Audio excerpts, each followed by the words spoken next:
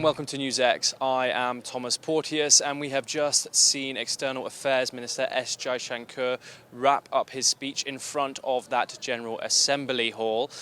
He pushed many points, some expected, but that speech certainly was compelling. Spoke for around 30 minutes today. And now we're joined by someone to discuss this and Jaishankar's speech. What is your name and tell us about yourself? Hey, my name is Abhishek, and I'm very motivated by the speech he has given. I think coming from Indian community, witnessing him to speak, it echoed the thought that India has always represented globally, and what he talked about did touch our heart. The first thing, we have seen what has happened to the terrorism in the global south, and he talked about the neighbor that promotes terrorism and the neighbor that has always been the epicenter of promoting terrorism. And he talked right about that there cannot be diplomacy when the terrorism is happening, and he showed the global south how it has changed over the years and how the voices have come out from the global south that India is echoing across the world.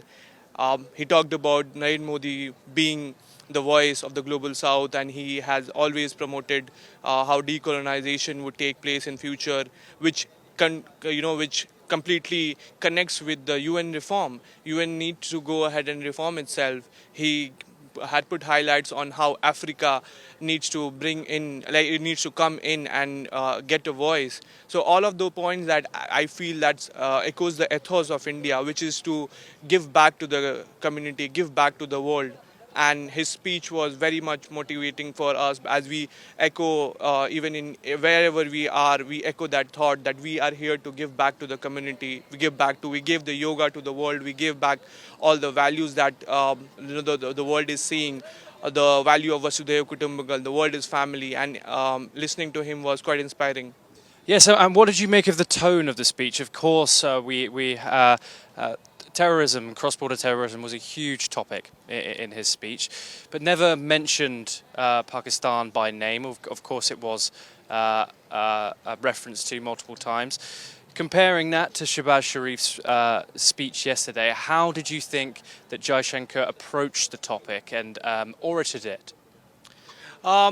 Apparently, we do need to take the name of the neighbor. It is very clear. You can see the irony that without even taking the name, it is addressed. So it's very clear who is the one we are directing it to, and we don't even need to direct. It's very obvious. There was an applause as well in the hall, wasn't there? Yes, because we as a nation see it.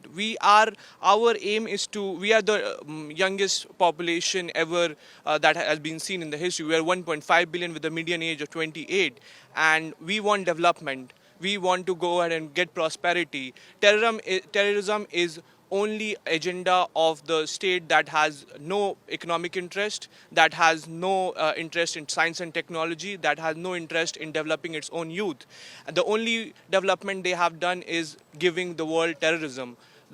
Starting from the biggest terrorists, we are right now in America. Osama bin Laden was there. The most wanted terrorists are there. So it is something which breaks our heart, and there was Indian community applauding for the very reason that we need to end this. We can't be. We saw what happened in the Pahalgam, the innocent tourists that were killed so badly, and they were on honeymoon. They were the love was hurt. So the India, which has always been the land of Buddha, the land of peace, getting that kind of terrorism and becoming a victim of it will always condemn. And that's why the applaud came from the Indian community. And we always promote peace, and we will go ahead and be very vocal against the terrorism, and we will be the face of terrorism across wherever it happens, whether it happened in Palestine or it's happening in Ukraine. He brought in his speech that peace needs to be there, and that echoes the same thought. Yes, and of course there was also stress that India will continue to make its own decisions on the global stage and won't be pressured by anyone. This can be seen as you will, but of course Donald Trump has been imposing its tariffs for India, making decisions which of course are in its self-interest at the end of the day. What are your thoughts on India, in fact, being self-reliant and Donald Trump seemingly punishing India for that? Uh, Whether I would not say that it is related with one country imposing any tariff. We are not concerned with that. We are concerned with our integrity, territorial integrity, our sovereignty. That matters the most to us. We are a 5,000 old year civilization. We know the history. We know the values. We have the intelligence. We have the knowledge. Our people are giving the biggest tech changes. The biggest tech giants are headed by Indians, and there is no way that any other country can come and do it. And not just about India or any other country. He echoed the thought that the time has come that every other country should get a voice. There was a very strong sentiment of decolonization, which was very much visible. Decolonization is the next centuries, or from today onwards, you can say that the UNGA is a turning point, and people will talk about decolonization. It's time we go ahead and set the precedent that the five permanent council members, they are not the one who will decide the future. It will be decided by bilateral ties, regional cooperation, every country for its own. So they will go ahead and decide. They will go ahead and defy all that orders that comes as sanctions, that comes as a stick, and try to go ahead and manipulate or try to go ahead and dominate these countries. And it will happen in Africa. It's happening already in the global south. It's happening everywhere else. And India, and the Prime Minister, he quoted Prime Minister, has been a vocal voice in that.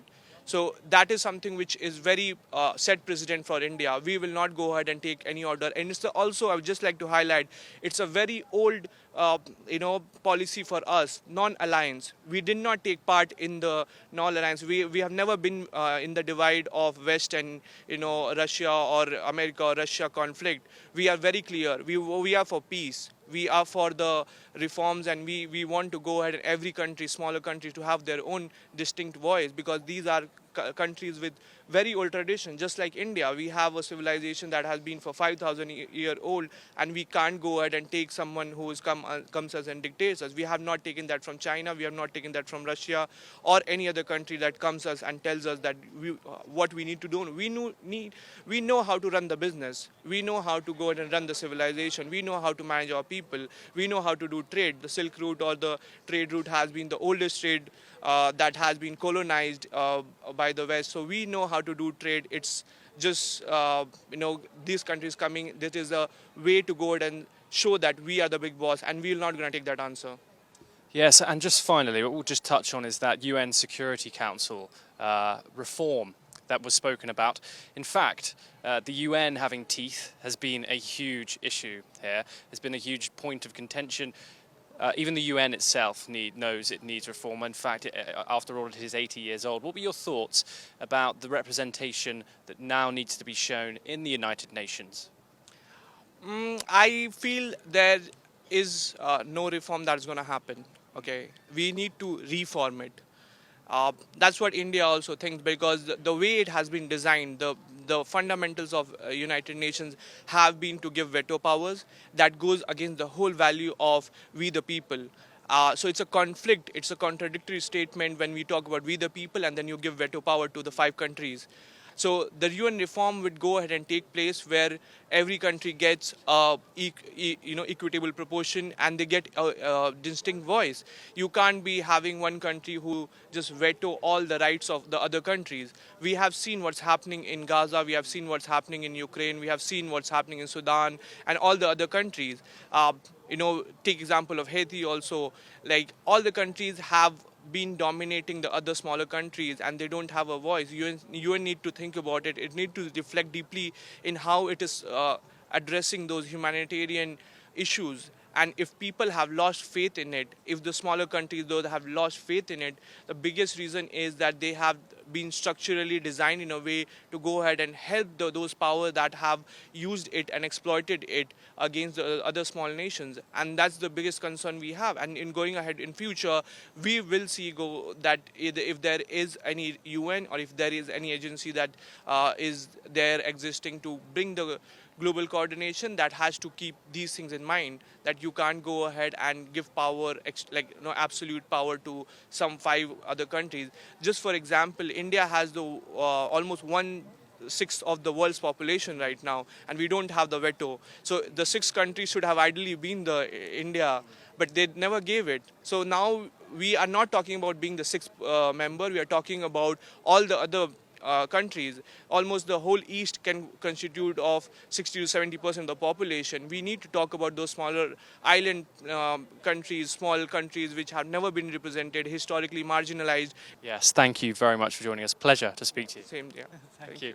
Thank you. Well, there we have it. S.Jaishankar just wrapping up his speech there in that Grand Assembly Hall, and we will, of course, bring you more updates from here in New York.